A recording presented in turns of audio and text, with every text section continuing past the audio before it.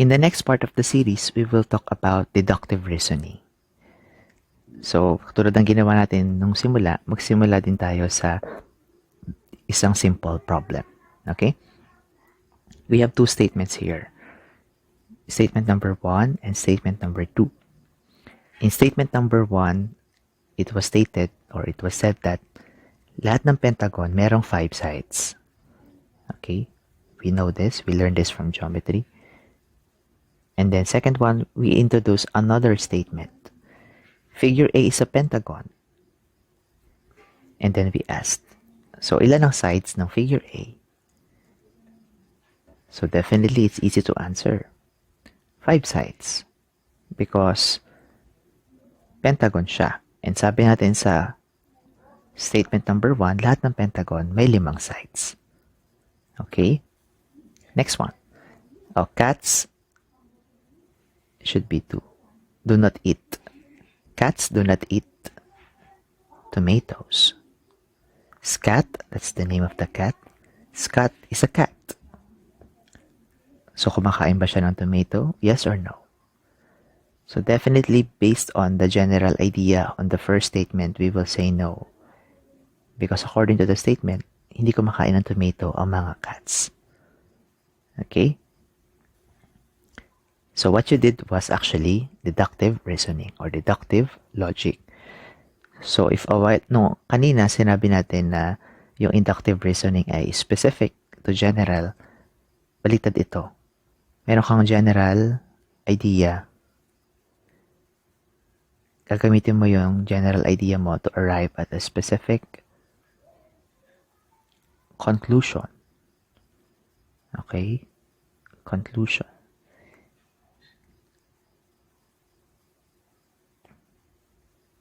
So let's have more examples so that it's clearer to you. So this is one general idea. Let's use also the triangle. Kanina, we started from the bottom, diba? On the way to the top. Ngayon, top-down tayo. Kasi we will start with the general idea. Ang general idea natin, dolphins are mammals. And then we introduce another statement. Mammals, meron silang kidney. Out of this, after the general idea, we will create a specific conclusion na dahil ang dolphin ay mammals at lahat ng mammals ay may kidney, therefore, ang dolphin ay may kidney rin kasi mammals siya. Diba? So as you notice, we are narrowing down, diba? As we go down from top to bottom, top down logic ito. Pero kanina, diba, we said that there are weak and strong reasoning, inductive reasoning, but there are also valid and invalid deductive reasoning. For example, all swans are white. Si Jane daw is white. Therefore, Jane is a swan. This is an invalid reasoning. Kasi nagkaroon ka ng overgeneralization. Bakit po? Sige, isipin natin, no? Jane is white. Lahat ng swan daw ay white. Sige, assume natin that that's correct. That all swans are white. Jane is white. Therefore, Jane is a swan. This is invalid because we're not really sure. Ang mga swans lang ba ang pwedeng maging white? People can also be white. Flowers can also be white. Diba? Maybe Jane is not actually a swan. We're not talking about a swan, but maybe we're talking about a person. So pag nakita ka ba ng, diba? When a person is light colored, hindi naman siya swan, diba? So this is an invalid reasoning. Because inassume dito na only swans are white. No other species, no other entity is white other than swans. Next, all farmers like burgers. Jethro likes chicken wings. Therefore, Jethro is not a farmer. Let's assume na ito ay in some way correct. Okay? Gusto ng mga farmers ang burger. Sige, we can assume that that's in some way correct. Jethro likes chicken wings. So, hindi na mention na gusto ni Jethro ay burger. Ang gusto niya ay chicken wings. Nagkaroon ka agad ng conclusion na hindi siya farmer. Nag-overgeneralize ka. Pwede namang may kinakaing iba, di ba? Yung mga farmers, maybe they also like chicken wings. Di ba? Next one, all actors are handsome. Tom Cruise is handsome. We know Tom Cruise. Maybe, sige. For the sake of argument, let's say this is true. Tom Cruise is handsome. Therefore, Tom Cruise is an actor. This is an invalid reasoning. Kasi you are assuming here na only actors can be handsome. What about doctors? What about drivers? They can also be handsome. Diba? So that's why, although the individual statements appears to be correct, hindi ito automatically magli-lead into a correct conclusion. Dapat kasi logical yung connection ng mga statements sa isa't isa. Logical yung connection ng conclusion sa mga statements. Okay, sige. With that out of the way, let's see more examples. So, all dogs ay may tenga. All of them have ears. That's our general idea. Dogs have ears. That's correct, diba? Golden Retriever is a dog. Golden Retriever is a dog. So, dahil ang main idea ay lahat ng dogs ay may ear at ang Golden Retriever ay isang halimbawa ng dog, Golden Retriever has ears. Okay? Yun ang ating specific conclusion out of the general idea. Christmas is always on December 25. So 25 is Christmas Day. Okay? And then you see that, you talk about today. Today is 25. Okay? So, basing on the general idea, di ngayon pala ay Christmas. That's my conclusion. Today is actually Christmas.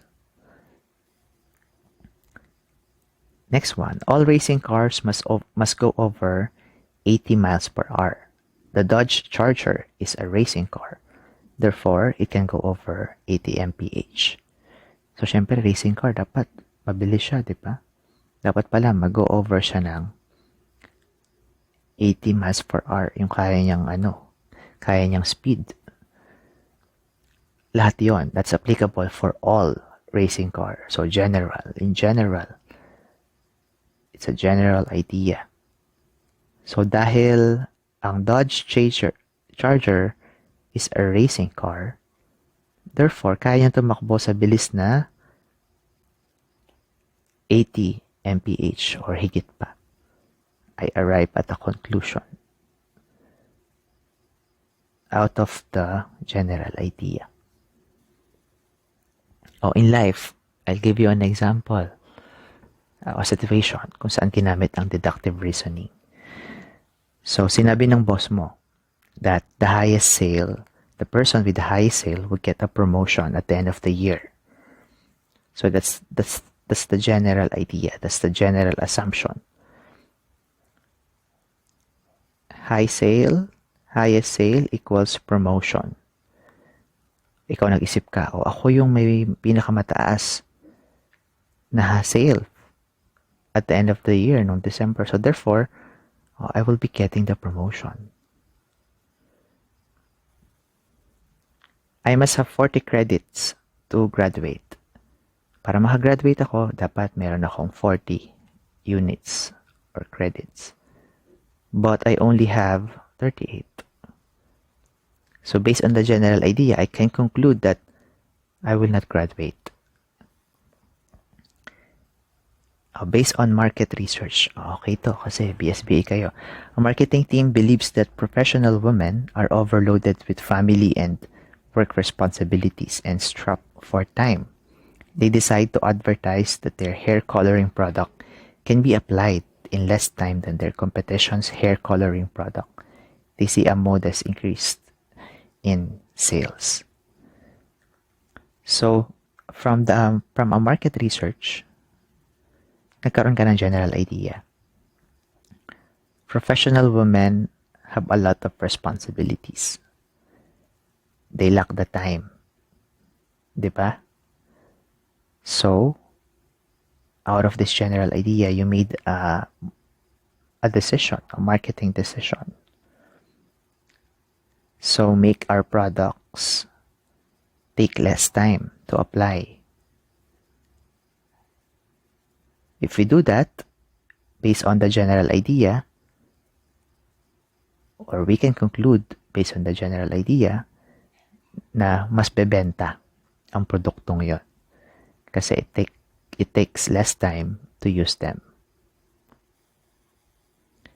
Another one, sabi dito, naisip nung department head, ng human resource, ng HR, na importante ang public speaking dun sa kanilang posisyon na hinahanapan ng empleyado.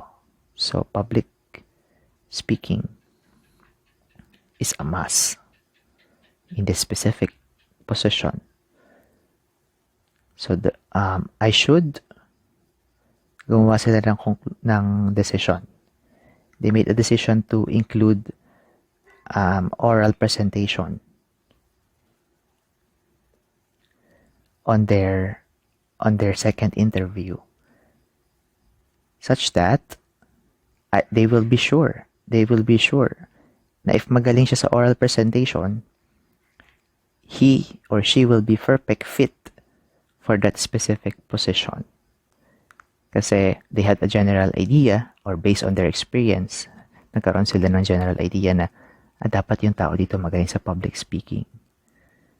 So therefore, if yung employee ay nagpakita ng magaling na oral presentation, siya yung dapat o siya yung akma in that specific position.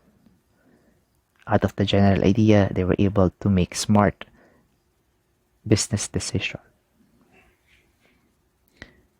Okay? So I hope you realized how often or how useful reasoning is actually in your life. Diba? Whether you're a student or a soon-to-be professional. Let's summarize our discussion on the next one as we compare inductive and deductive reasoning with each other. Thank you.